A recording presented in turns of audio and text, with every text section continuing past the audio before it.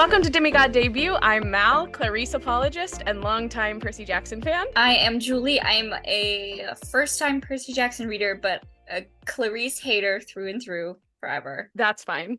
And this is a podcast about Julie's first time reading The Sea of Monsters and making correct predictions and making me mad.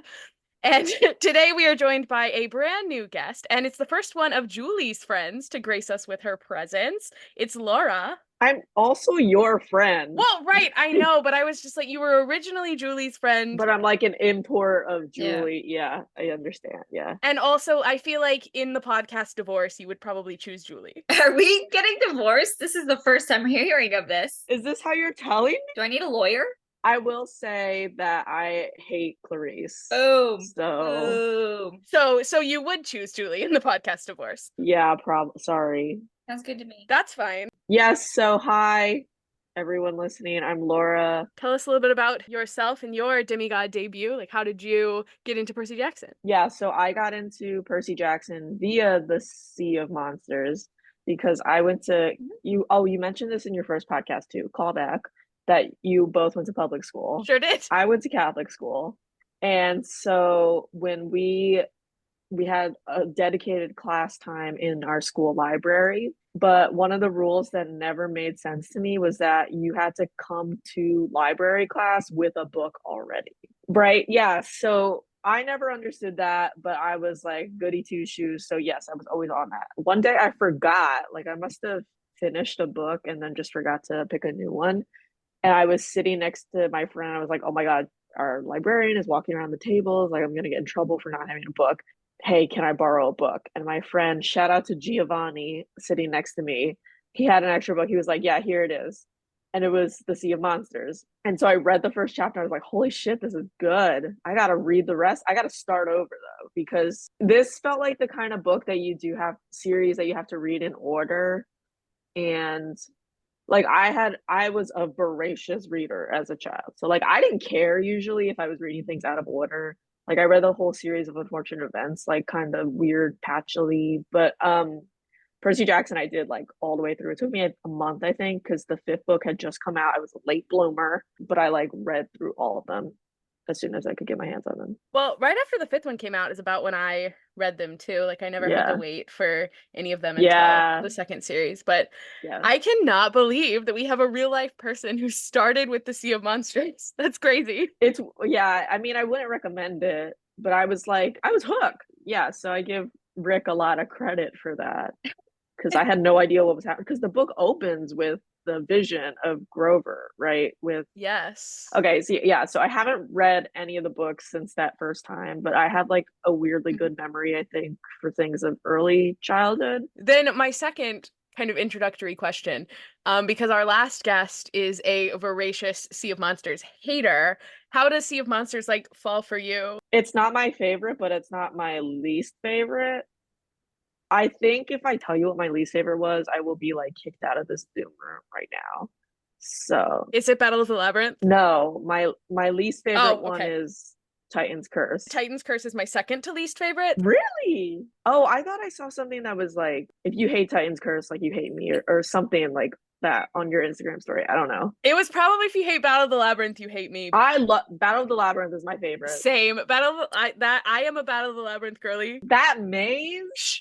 Don't tell Julie things. I know. What number is that? Number 4. 4. I'll be honest, I didn't read the whole book again. I just read the 3 chapters you told me we were discussing, so I have very limited context. Laura, do you want to say what you were doing at the Met the night of the premiere? Because that's kind of cool. You were kind of there. Oh, yes. Well, so I'm a volunteer EMT at Redacted, but we were doing standby for that event.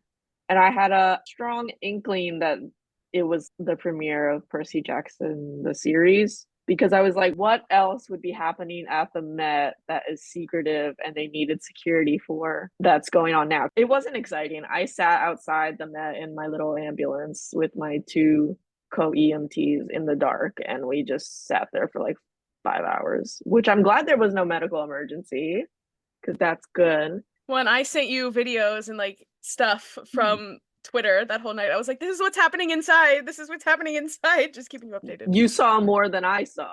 Yeah. I was like, good to know. Yeah. And the people I was working with had no idea what any of this was. But good to know that you would have been ready and prepared to save Percy Jackson's life, if need be. Okay. Chapter 14. We meet the sheep of doom. We have arrived. It's beautiful. They can like feel the power of the fleece. And they discover that the sheep that surround the fleece are carnivorous because they turn a deer into just a pile of bones. And we also see that there is another ship on the island with them. And guess what? It's the other lifeboat from the Confederate warship. Boo. Yeah. So I don't exactly remember how that got there, but it's okay. Let's just keep going. The short answer, Clarisse didn't listen to anyone else, blew up her ship, and then they got separated. Yeah, I figured that was something. Yeah. And the boat explosion killed but didn't kill Tyson. Spoiler. Yeah. Who said Tyson wasn't dead again? I'm I know, just you're right. wondering. Yeah, this is a kid's book series. They wouldn't kill anyone off. Ever. No, never. There's no one dies in this book. So we decide it's too dangerous to face the piranha sheep, and the line that reads, quote, Annabeth wanted to sneak up the path invisibly and grab the fleece, but in the end I convinced her that something would go wrong. That's doing a lot of work here for me personally. Like, Percy is not usually the one who's like making the plans.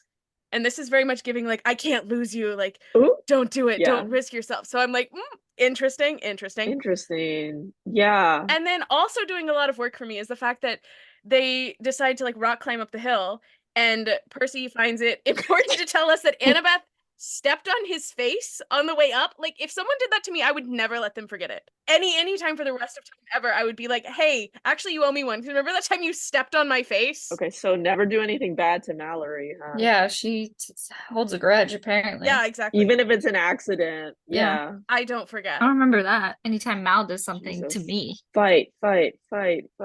This is why you're getting divorced. This is what's gonna Yeah. it's like, this is what's gonna cause the podcast Yeah. divorce. Yeah. Wait, who's mommy and who's daddy in this? I mean, I feel like you're mom, I'm dad. Really? I was gonna say the opposite. Really? I kind of want to be daddy.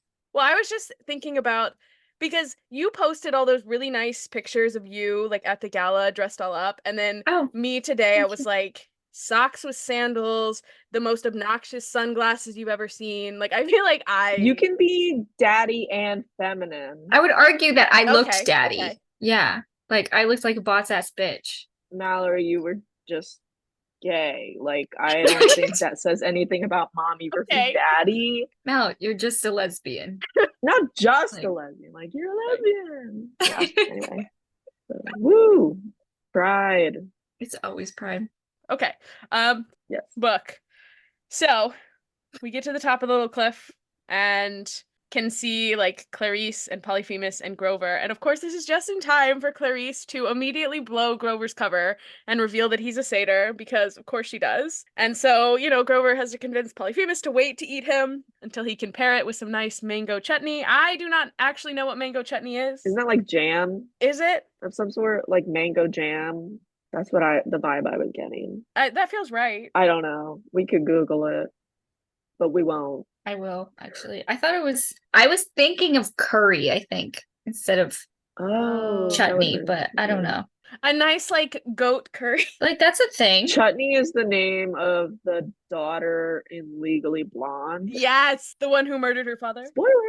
Yeah. Oh, it is jam. Apple, sugar, onion seed, vinegar, salt, black onion seed, garlic, ginger, pepper. It sounds like someone just took a handful of stuff out of their cabinet and was like, let's see what happens when we put this all together. You serve with meat such as chicken, lamb, or pork. Would probably go well with Grover. So Grover was right. Have you ever eaten goat? No. Anything close to goat? What would be the closest thing to goat? Lamb? Yeah, I mean, probably, yeah. I've eaten bison. That's the closest I've ever gotten. I have not had bison. I don't think I've had bison either. I've had haggis, but that's just the inside of a lamb, right? I don't like thinking about eating Grover. That's fair. It's sad. He is half human, so. And the other thing I don't like thinking about is the fact that Polyphemus decides that he still is getting married and decides to marry Clarisse. Yeah, that's just such an interesting strategy, right? Like, Big Jeffrey Epstein vibes. oh God. All right. That's a A child. whole child. That's a child. Don't do that. Oh, that was I was more like logistically, it's weird to me that like if you're getting married, you've already chosen a spouse, and then at some point you're like, this isn't gonna work out. Next person I see. Oh, you were worried that they're not in love? No, but it was more like maybe that's it. I don't know. That like Polyphemus is really wants to get married so bad that he just picks the only other like thing in the room. Yeah, like that's weird. He's just desperate. Yeah, he's so desperate he's going to marry an underage child. Yeah. Well, he So- doesn't know she's underage, which is like, She does say, I'm just a girl. oh, she does? Okay. Not that that justifies it. I should be clear. That doesn't justify it. So for Laura, it's not about the age gap. It's not about the age gap. It's about the I desperation. mean, it's sad. That's what makes It's this weird. Clearly, he just needs to spend some time with his sheep, I think, like, and learn to love himself instead of looking for this external validation. Okay, this is the other thing. So I always figured his name was Polyphemus, but now that I've taken more Latin than I did when I first read it, I'm like, is it actually Polyphemus? It might be. Which is like real kind of hard to say. It feels, I like Polyphemus better, but Listen, I'm sure that I mispronounce and will continue to mispronounce, so it's fine. yeah. Okay, anyway. Anyway, then Annabeth's like, we have to trick him, so she has Percy hold on to one of the sheep to sneak in while she goes in invisibly, and the sneaking in on the bottom of a sheep is another Odyssey classic, except, they do it to get out of the cave. And really, like, these chapters are pretty much straight from Yes. the Odyssey, so it's Yes. kind of gonna get a little high school English. I'm such a in nerd here. about it. Oh, I love the Odyssey. Amazing. Amazing. So you're here for the right episode. I've had to read it for school 2 times. And then I read it for fun once. It was weird. I don't like him as much as Aeneas, who's Roman. Odysseus is Greek, obviously, but yeah. Is Odysseus like your favorite of the Greek heroes, or? I don't know. I probably like Achilles more, just because he's got that whole Patroclus thing. And I think as a Yeah. warrior, he's a lot more Me too. sympathetic. Like it's easier to have sympathy for him. Odysseus is kind of an asshole. Like the whole epic is like, look at this guy. He's so great at everything. He's so good at getting out of these pickles that he keeps finding himself in. But then like you think about Penelope, and then you also think about all these other people that he's kind of like fucked over. And it's like, well, wait a second. Maybe he's not a good guy. And I don't think in Greek culture they really valued being a good guy anyway. Like, you have to be strong and tough and win. You don't have to be good. Yeah. So yeah. I hated that book in high school English. I have to be honest. I hated it. Yeah. Really. I feel like that makes sense for you. Oh. I did not mean for that to come out so pointed. Oh my God. No. It's more like the kind of books that you read. I feel like they're much more grounded in reality. Yeah, that's right. So that's why, like, I don't like those kinds of books. I like Yeah, that feels right. the stuff with the weird stuff. Fair. That's fair. Stuff with the weird stuff. Yeah. Me too. I'm much more with you. I had a lot of fun reading the Odyssey in high school, but mostly because I connected. I was like, oh, this is literally just like Sea of Monsters. Like this is not even original to me. I was like, Yeah. Annabeth did this first. Like this is not original. But it's fun to think that like kids nowadays get to have that experience as more and more of them read this, like going into this being like, oh, this is Percy Jackson. Yeah. Oh, this is also the time that Percy like makes a promise to the gods to tell Annabeth that she's a genius if they survive this. But like, dude, you could just tell her that. You don't have to get the gods all involved. I think for a scared little boy like him, you do. I'm gonna say something nice to a girl. Like, yeah. Well, I also think he's highly intimidated by Annabeth. And so I think like he doesn't want to let his guard down and be a softie. That's kind of my impression of it. Intimidated by Annabeth, aren't we all? Yeah. Like, if I met her, she would terrify me. Like, she's exactly the kind of 13-year-old girl that I would be like, whoa. Let's get back to the book. Thank you, Julie. Yeah, because in other Odyssey things. This is where you have Annabeth taunting Polyphemus as nobody, which, is what Odysseus does when he like pokes out his eye and everything. But Odysseus's whole thing with Polyphemus is kind of different because Polyphemus just like immediately eats two of Odysseus's men. And that's a little too dark for a children's book. So this Polyphemus doesn't. Well, he threatens to. He does threaten to.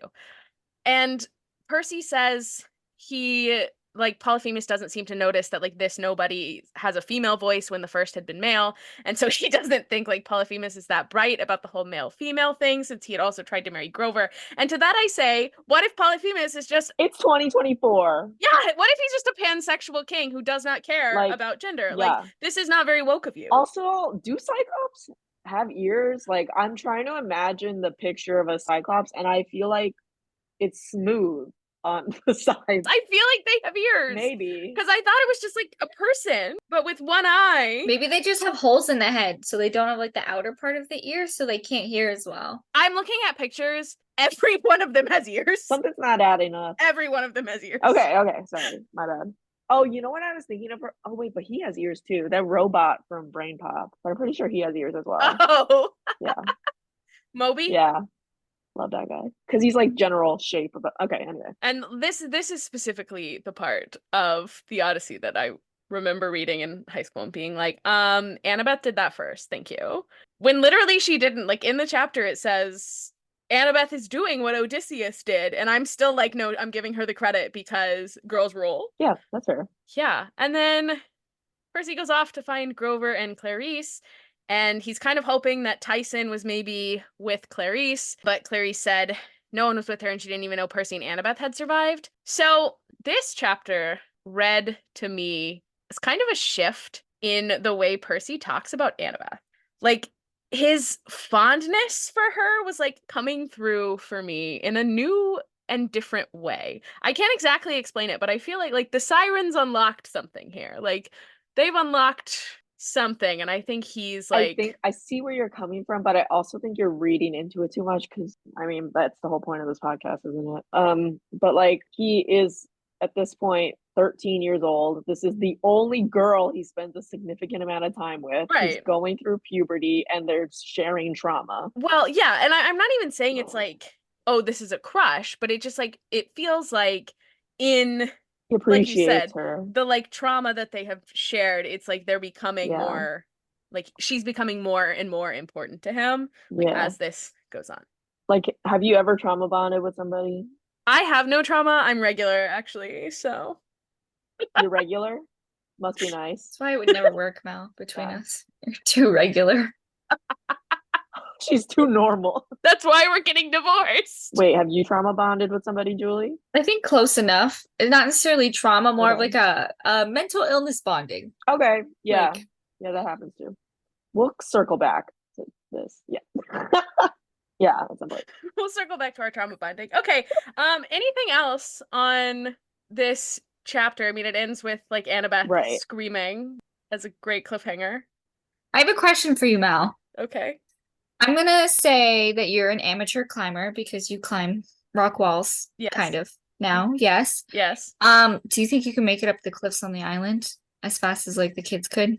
Like, how would you rate your climbing ability for what these cliffs sounded like? So you see, every time I go to the rock gem, I am immediately humbled by so many children, just because I think when you are smaller, it's a lot easier. And also, kids have less fear just in general. There's always like 10-year-olds who I'm like working on a wall and I'm like, this is really hard. And then some like 10-year-old goes after me and they just like scale it, no problem. So no, I do not think I would be a better rock climber than Percy and Annabeth, because I'm not a great rock climber because I'm involved in too many things to like be too good at any of them. I'm not a good runner. I'm not a good softball player. I'm not a good... I think you're a good runner. I mean, you run, so like you're a runner. You're a good one. And you keep signing up for races willingly. I'm not a fast runner. That is different. And then you could have fooled me. I feel like you speak with the confidence of someone who's actually really good at softball. Well, I realized today that I am like a personality hire on my softball team. Like I am there for the hype and the hitting. I'm not really there for talent otherwise. So I gotta really bring the energy and like be fun to be around. So that's kind of always my goal. Okay, wait, I gotta pee. I've been drinking too much. Oh, she's muting herself She's- too. Wow. Yeah, she's leaving. She's okay. Bye, Mallory. Okay, now we can shit Yeah, talk her. fuck her. Clarisse Apologist? I don't get it. I've never met a I- single person who's like, yeah, actually, she's okay. The moment I read about Clarisse, I was like, this is every bully This. I've ever had in Yeah, school. yeah. I want her to die, Yeah. actually. She's more Like- physical than the bullies I had in school, but True. like, Yeah. Like, it definitely gives the children of Aries a bad. When I was younger, and I would be like, ooh, if I were a demigod, who would my parent be? I was always like, I don't want it to be Aries because they all just seem like mean. assholes. Yeah. Yeah, I think we were trying to Which- figure out yeah. who our parents were. that was so fast. Yeah, what the hell, Mal? Did you even wash your hands? Did you wash your hands? I did. They're wet. 20 seconds, Mal. I am a teacher and I have to pee really fast. And also, I want you guys to know that I have my headphones on and I can hear you the entire time. I'm Fuck. sorry that I'm a Clarisse Apologist, but you were talking about godly parents. Yeah. Yes. Didn't we talk about that in an episode? You probably did. I don't Yeah. remember. I said it in like the very end of the first episode Sydney was on. Mm-hmm. Because I was like, I have never felt more confident about who someone else's godly parent is than I do about who Julie's is. And Julie is absolutely a child of Aphrodite. Well, and then Sydney did not agree, it looked like. Interesting. Aren't they supposed to be really shallow? Well, okay, so Is it just because you think Julie is hot? yeah, actually, I don't know. I just feel like she loves love, and you're very into hearts, and you're also like into skincare and makeup, and Sound like a teenage girl. No substance. these are not bad things. These are not bad things. No, but I in the books, the vibe I always got was like, oh, they're really shallow. They're not really useful for anything. Yes, but it shouldn't be that way, and I stand by that. Okay. Yeah. I'm still gonna take it as a compliment that you think I'm pretty. It is. I do mean it. I mean it as a compliment. I do really mean it as a compliment. Laura, do you know who your godly parent is? Wait, no, I want to hear yours. Okay. I think mine is Hermes. Interesting. Why do you think that? That was, oh my God, that was so accusatory again. I'm just curious. I mean, there's a lot of children of Hermes, and I don't think I'm like chosen one material. Right. Okay. So not a top 3, not a big 3. Also, like Hermes is like kind of the god of running, and like the first time you meet him in Percy Jackson, he is wearing a New York City Marathon shirt. I really like to cheat. Like, don't play board games with me because I will be cheating. You cheat? Divorce. Yeah. Divorce. I hate board games, so we would never play. You hate board games? Almost all of them, yes. I have to say. I also feel like I'm pretty good at like using, the big like doe eyes to get myself out of trouble. Like I pulled the fire alarm in middle school, and Oh my God. I basically was just like, I didn't know that was gonna happen. Like, I'm so sorry. Was that an intrusive thought? Well, because I didn't like really pull the fire alarm, but it was one of the ones that had like the bubble cover on the outside. If you lifted it. Oh, so you, I just like lifted the bubble cover and it like made because I was like, what happens if I pull the thing? even though it says alarm will sound. Listen. But I did not get in Did you trouble. not know how to read? I did know how to read. Because did you just choose to not? Because usually they say like to pull, open cover, alarm will sound. Well, maybe I missed that part, okay? Listen, so basically I'm like, I cause trouble on purpose sometimes. So I'm like, Hermes feels right. What about you? This is interesting. This is so nerdy too. So I used to swim a lot. And I wasn't particularly good at it, but sometimes I would get in the zone and be like, yeah, the water is essentially carrying me. Like if you know how to swim right, it's not hard. It's very fluid. And I was like, I think this is a sign. But then I was also like, well, I also thought Hermes for myself for different reasons though. Siblings. Yeah, I Mhm. don't think we're siblings though. So I'm gonna have to revisit that. I mean, Apollo for the like medical stuff.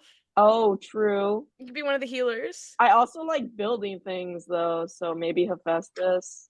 I had this great picture of me inadvertently dressed like Bob the Builder. We had a party at the end of one of our shows and I wore my overalls and someone had a hard hat. I would like that as a costume. I think that would be a good one. Bob the Builder. Yeah. They remade him though. His face is weird now. Really? Like he used to be really cute and round and stuff, but he's kind of weird now. Okay, should we should we talk about the book again? Sorry. Oh my gosh. Sorry. I'm never getting invited back. Okay, so chapter 15, nobody gets the fleece. And let's just take a moment for the pun. I knew Tyson was alive. Can I just say it? I said that 2 episodes ago. I was like, there's no way Tyson is dead. I know. Okay, no, we're taking a moment to appreciate the pun. You just totally like No, I had to. I was right again. you just pulled a Clarisse, if you ask me. Oh, I'm leaving right now. you weren't right about your prediction of this title because you were like, oh, none of them are going to get the fleece. But really, no, it's a pun because nobody is like, haha, silly Boo. goofy. It's an Odysseus pun. It Boo. is. Julie doesn't know her Greek history. Exactly. That's because I'm hot. Shame. And you're saying Yeah. we're not? You inferred that. I did not imply that at all. It was your words. I didn't imply that Yeah. at all. Sorry, we're taking a pause. No, I thought the pause was over. Read the room. Okay, pause is over. Okay, so we're like, we have to fight the Cyclops. And Percy like says he's actually nobody, and it distracts Polyphemus enough, and he drops Annabeth right on her head, and like that's just a bad time all around. And they're really not having a good time. They try to like cut the rope bridge, and I have to say the line where he says like the bridge fell away into the chasm and the Cyclops howled ... with delight because he was standing right next to us is just funny. I enjoyed that. So you like it when kids suffer? Yeah, I like it. Oh my God. I'm gonna tell your Yeah. employer right now. Follow him up. Percy has a little like rage-induced battle moment and manages to take down Polyphemus, you know?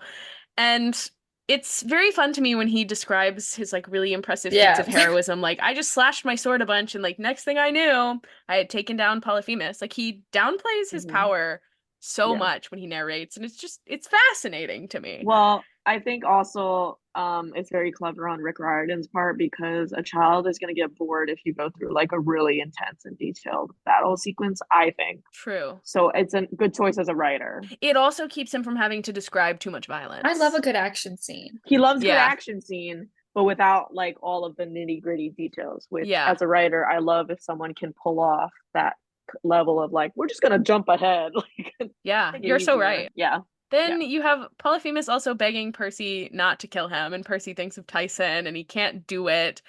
He kind of makes a deal with Polyphemus that he's going to let him take the fleece, which, you know, does not work. He immediately gets up and smacks Percy, like, across the ledge. And, you know, I do enjoy, like, a moment where we examine, like, monstrosity, and, like, is this really a monster worth killing? And, like, does killing, you know, make us just as bad as him, all that. Like, I'm like, those are fun things to unpack. This is not the moment. This is not the moment. This Cyclops has already tried to kill your friend several times. He has very seriously injured Annabeth. Like, not the time. Just kill him. Just kill him. Then, to the delight of Tyson truthers everywhere, like Julie, Tyson does show up and throws a boulder right into Polyphemus's mouth and makes him, like, fall off the cliff. Legend. Icon. We're so glad Tyson is back. We love him. As much fun as it is that this is like the big Tyson reveal, I also, thinking about the way Percy was like hoping that someone else was on the lifeboat with Clarisse, it would be so fun if there was like a little spin-off side adventure where like Clarisse and Tyson had been together on the lifeboat the whole time. Because like imagine them just or like a cutscene. Yeah, imagine them just becoming like begrudging friends on this lifeboat because I know he'd get to her. No, I think she would kill him. Yeah, Tyson is too nice. Tyson is too pure. I think you give Clarisse like a nice pure friend, and then you could see her put some of that like rage and like in a little box anger towards something kind of beneficial. Maybe. It could be so good. It could be so good. And then I thought of another question, and it was like, what other characters' POV would you most want to read a book from? Because like Percy kind of limits, you know, the information that we can get. And not because I think like he's lying to us, but also he does have the tendency to do kind of what he did with the Polyphemus fight and like downplay stuff. That's a good question. I mean, he has a very unique voice. I feel like it's cheating if I say Annabeth, but I think maybe Luke. Luke would be good. Villain origin story, yeah. Yeah, I was gonna say Luke. I would like to read like his turn toward being evil, like what made him snap. I would like that. Memoir. Alternatively, I think I would love to read from the POV of just some random kid at camp. It's like no idea what's happening. I like the Luke answer. So, Tyson, what happened with Tyson? Turns out he like linked up with Rainbow, the hippocampus, and they spent some time looking for everyone else and found their way to this island. And, we can't even really fully appreciate that Tyson is here. Percy goes immediately like, Tyson, thank the gods. And then immediately like, Annabeth is hurt. And he's real stressed about it. And, this is also the first like major injury we've had to a character who is not Percy. And with Percy, it isn't all that stressful when he has like a life-threatening injury or like poisoning, because you just like throw some water on him and he's fine, like the Hellhound, the Chimera at the Arch. And, we've never hurt Annabeth before, and also she doesn't have water healing, and as kind of the female love interest, that means either she has plot armor and she's going to survive to the end, or she's definitely going to be killed off for Percy's character development. Plot armor. I've never heard that term. Yeah, plot armor. It's when you can't be killed because you need to survive for the plot, like a final girl. Yes. Yeah. So either Annabeth is a final girl or she's gonna get fridged. That's the right term, right? Fridging. Fridged? Yeah, fridging, I thought, was when you kill off a woman for the character development. Never heard of that before. I've never heard of that either. No? Where You're are just you getting making these shit terms? up. I think you are. Okay, I'm sorry. Fridging might not be correct, but plot armor, I think, is correct. Okay. Anyway, so Tyson gets the fleece because the sheep don't bother him, and Percy like very tenderly puts it on Annabeth. Yeah. And he's like, I prayed to all the gods, even the ones I didn't like, and that doesn't feel smart because Ares feels like a guy who would just like kill off Annabeth for fun to mess with Percy. Yeah. It was like, I was like, don't get the ones you don't like involved. Like just the ones you like. Ares needs Annabeth's help to get Clarisse out, and I think he knows that. Very true. But does Ares really care about Clarisse? Like, I feel like he doesn't care about his kids. Also a good point. It's a good point. And I mean, the way he talked to her hated that earlier in the story, hated that. That's why I can never truly hate Clarisse, because she's just a girl. She's just a girl. Yeah, but so putting the fleece on Annabeth works. And she wakes up, asks Grover, "You're not married?" And Grover says, "Nah, my friends talked me out of it." Things are going kind of well for them. Tyson leads the sheep away. Percy brings the ship around, and Clarisse is carrying Annabeth. And they're gonna get away, except no, they're not, because guess who's back? Polyphemus. Bet you thought you'd seen the last of him. And that's the end of this chapter. Anything else on this one? Do you have any thoughts? I don't have anything else on that one. I was asking Julie. Oh, sorry. I gotta make it about me. I'm sorry. Yeah, it's all about me. You're right. I'm the star of this podcast. So I know nothing about Jason and the Golden Fleece story at all. So like, the whole point of them getting the Golden Fleece was to take it back to camp and try to save Thalia's tree. Yeah. Like, is there a limited power that the Golden Fleece has? Will it still work when they get back to Camp Half-Blood? Or is it like almost like you take a potion, then it's gone? I can't answer because I don't remember. All right. So do we want to do chapter 16 now? Woo! Beautiful.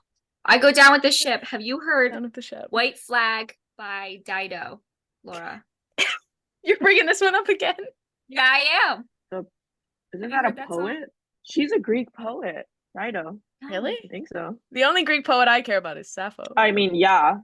Dido, also known as Alyssa, was the legendary founder and first queen of the Phoenician city of Carthage. My bad.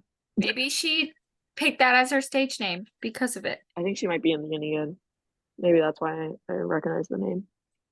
Anyway, no, I have not heard that song. I only know that song because David Boreanaz is in the music video, honestly. But every time I read this chapter title, that's what it makes me think of. So anyway, let's start now.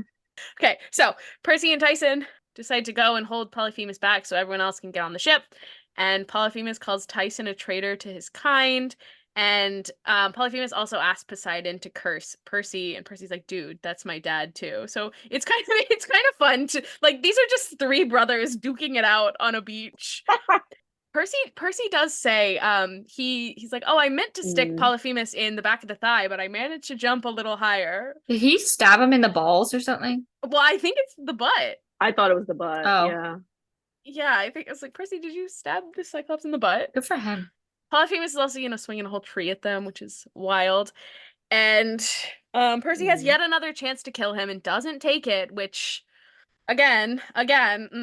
So they run back towards the boat and almost make it back, but Clarisse has to open her stupid mouth again and starts taunting Polyphemus, who immediately starts throwing boulders, and one hits the ship and makes it sink. And this... I hate when a bitch don't know how to shut the fuck up. Yes, ditto. And this, you know, straight from, you guessed it, the Iliad. Just kidding, it's the Odyssey. But this is kind of remixed. So in the Odyssey, Odysseus also taunts Polyphemus as they're getting away. But he does it, and he's like, oh, you know, remember, like, Odysseus is the one who defeated you. And so then Polyphemus calls on Poseidon to, like, curse Odysseus, and Poseidon does it. Because, you know, Odysseus isn't his son, like Percy is. But this time, you know, we sink the ship to make things difficult. But yeah, kind of interesting that, like, Odysseus revealing his real name to Polyphemus is, like, kind of his big act of hubris. And so this is where the Clarisse Apologist is going to jump out, and I just, like, need you both to go with me because I know you're not with me. But I think that I like Clarisse because Clarisse and Annabeth are actually very similar in that both of their fatal flaws are their pride, but where Annabeth is, like, brains, Clarisse is brawn. And so it leads to her kind of succumbing to her pride in ways that, like, feel dumber than the ways that Annabeth does. So, like, her, you know, refusing to listen to anyone and, like, accept help and blowing up the ship earlier in the book, to, like, her not being able to shut up later in the story. Like, she definitely has some growing up to do and some changing to do, but I'm like, it's coming from this place of pride, kind of the same way Annabeth's is. And, like, really, she just, like, she wants to be recognized, and she wants to do a good job. And, like, yeah, she's kind of mean, and I'm sorry that you don't get her the way that I get her, but I'm a Clarisse Apologist. I'm sorry. I'm sorry you feel that way. Yeah. Thanks, Mallory. My thing is that, like, you can be prideful, but, like, you have to be good at what you're doing. And I don't think Clarisse is that good at most things.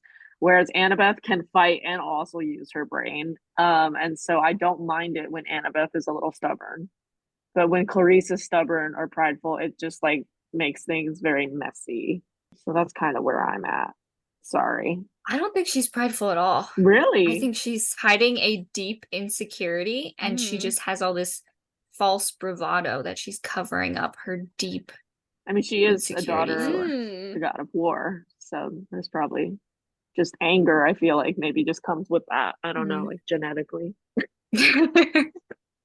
But that's how I kind of view a lot of bullies, though. I think that being that kind of person is always kind of like a cover for some kind of deep insecurity, because you're such a loser that you attack other people.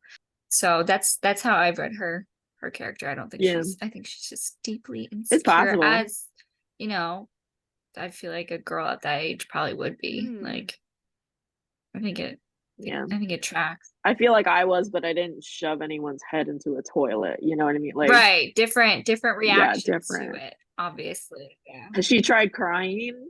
I mean, true. Yeah, you should cry. Yeah, why don't you have a good cry by yourself in the bathroom stall, sweetie, and get back to me.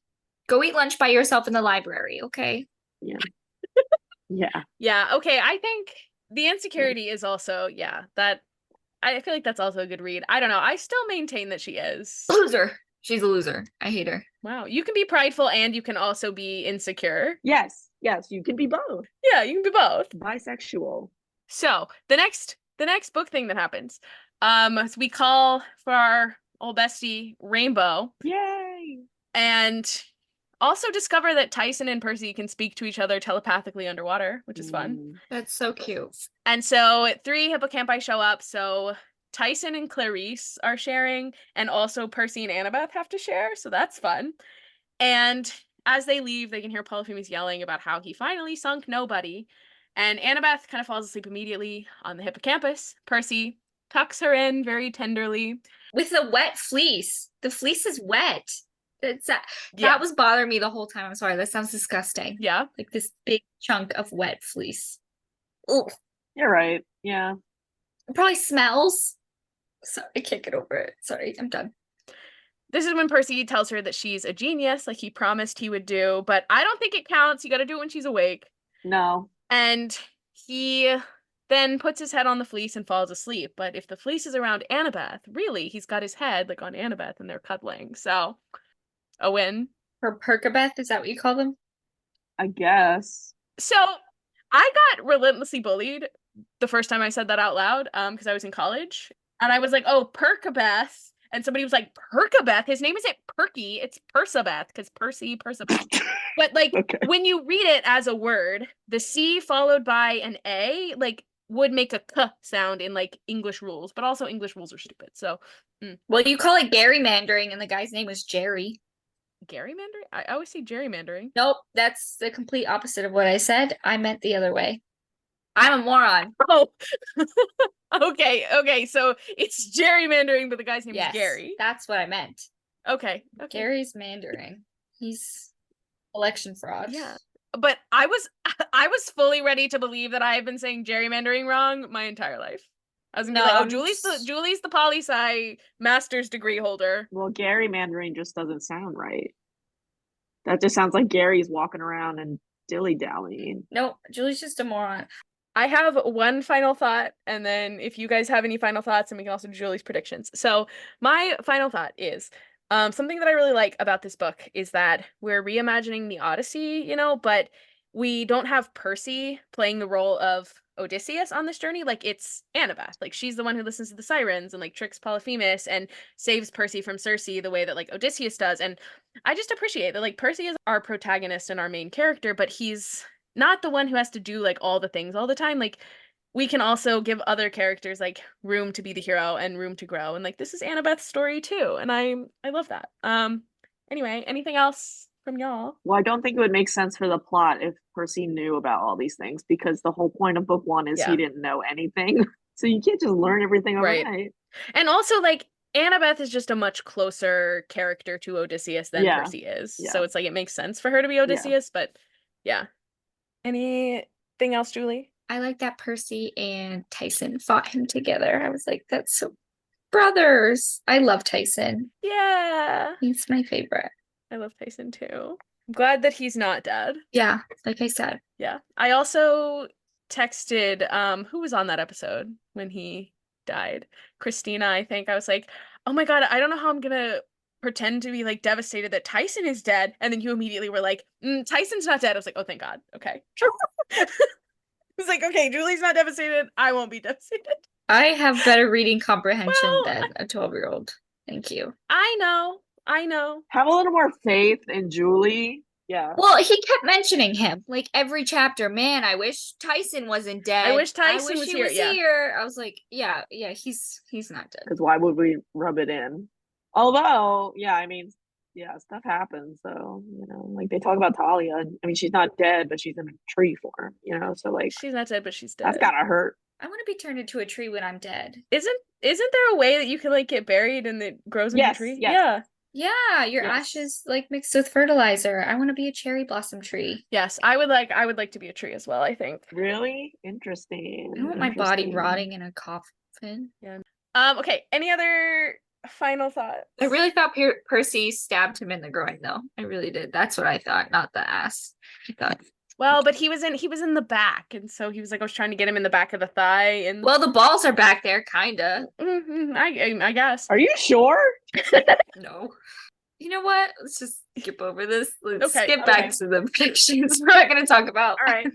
Cool. So Julie, you got some predictions. I do. Okay, any like general predictions first? We only have 4 chapters left. It's crazy. I know. They're all chapter specific. All right. Chapter predictions. Chapter 17, we get a surprise on Miami Beach.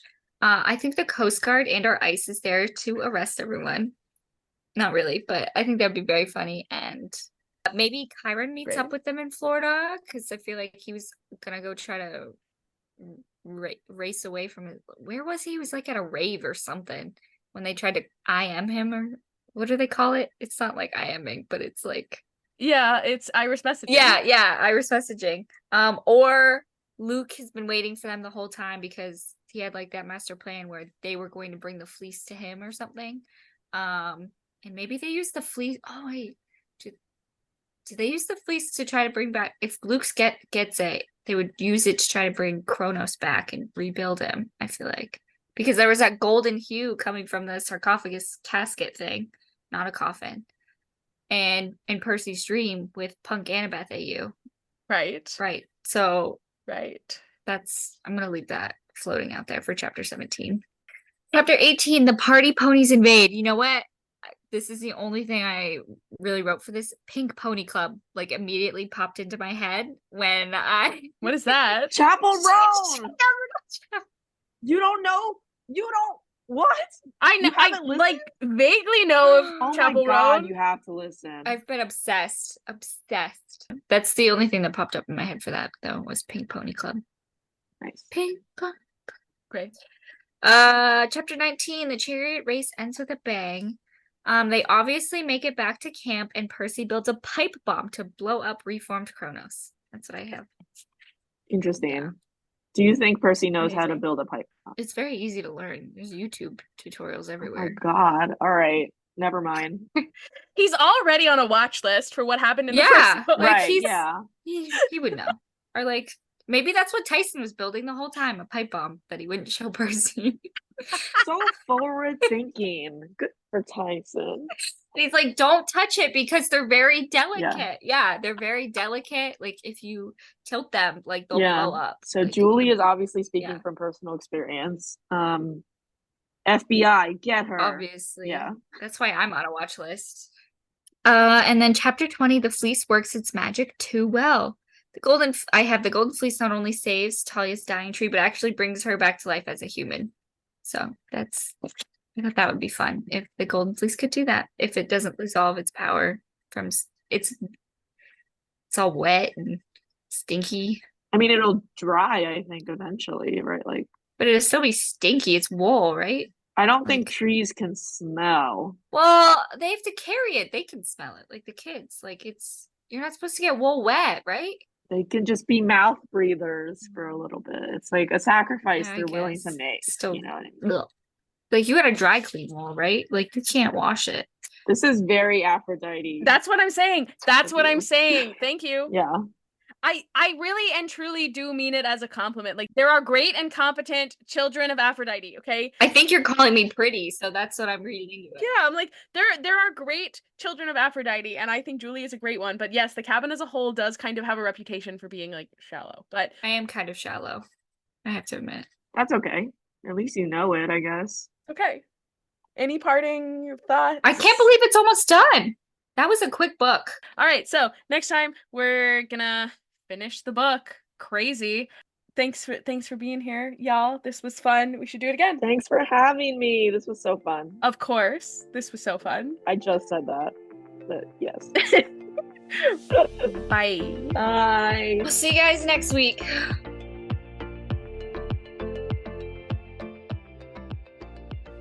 Hi, thanks for listening. We have one more Sea of Monsters episode coming soon, but if you want more of us in the meantime, you can find us on Instagram, TikTok, and Twitter at DemigodDebutPod. See you later. Bye.